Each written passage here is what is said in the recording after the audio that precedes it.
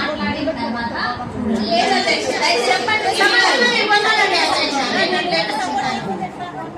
ఎండి గారు మాట్లాడాలి దయచేసి. ఒకటి ఫైనాన్స్ నుండి ఒకటి శాంక్షన్ చేసినారు జరిగింది అధ్యక్ష, కానీ మొదలు పెట్టకున్నారు. ఈ 3-4 మా పీరియడ్ అయిపోతుంది అధ్యక్ష. మా ఇంట్లో ఎప్పుడు జరుగుతాయి కదా అధ్యక్ష. సభకు నమస్కారం అధ్యక్ష.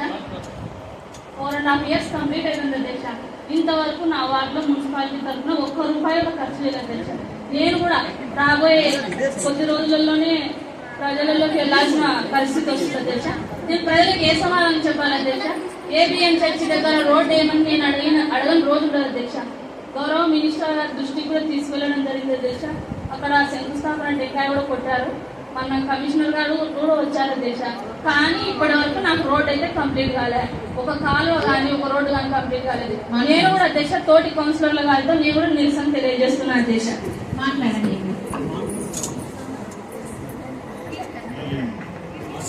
అధ్యక్ష, పైప్ లైన్ కూడా పెట్టాము అధ్యక్ష.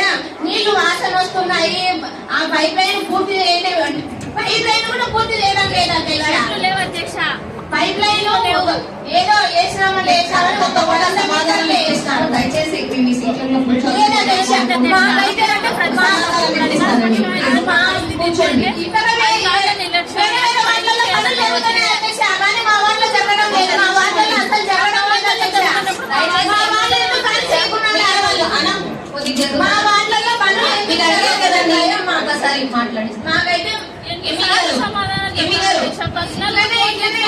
మీరు అడిగారు సమాధానం చెప్పించాల్సిన అవసరం లేదు. ప్లీజ్ దయచేసి ఎంపీ గారితో మాట్లాడిస్తాను.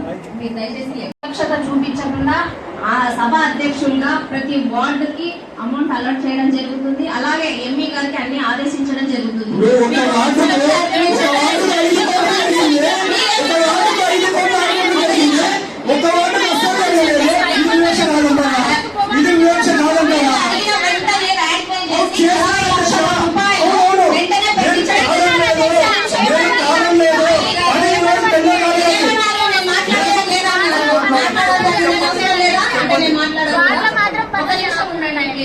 నేను ఎక్కడ వివక్షత చూపించకుండా మీ లెటర్ ఏదైతే మీరు వర్కులు అడిగారో వెంటనే కౌన్సిల్ కి తేవడము నా డ్యూటీ. అలాగే ఏదుందో చూసుకోవడం అంటే పిలుస్తున్నారా లేదా చూసుకుంటున్నాము.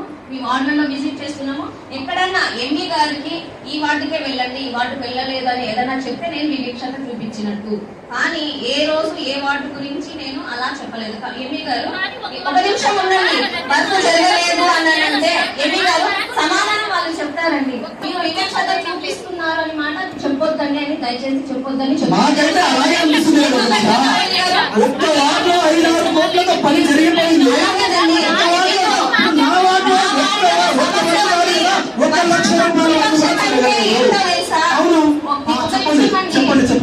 మీరు అడిగిన వెంటనే నేను పెట్టను, కౌన్సిల్ కే రావాలి అని చెప్తే నేను టీడీపీ కౌన్సిల్ కాబట్టి మీరు ఇట్లా చేశారని అది వివక్షత ఉంటుంది. మీరు అడిగిన వెంటనే అక్కడ ప్రజలు సఫర్ అవుతున్నారు అని చెప్పిన వెంటనే నేను ర్యాక్పై చేసి మరి ఈ అజెండా తీసుకురావడం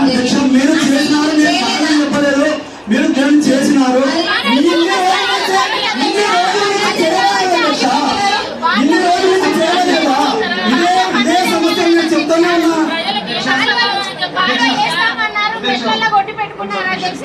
వాళ్ళు ఎట్లా చెప్పేదంతా వింటున్నా. దీన్ని బట్టి మనము ఒక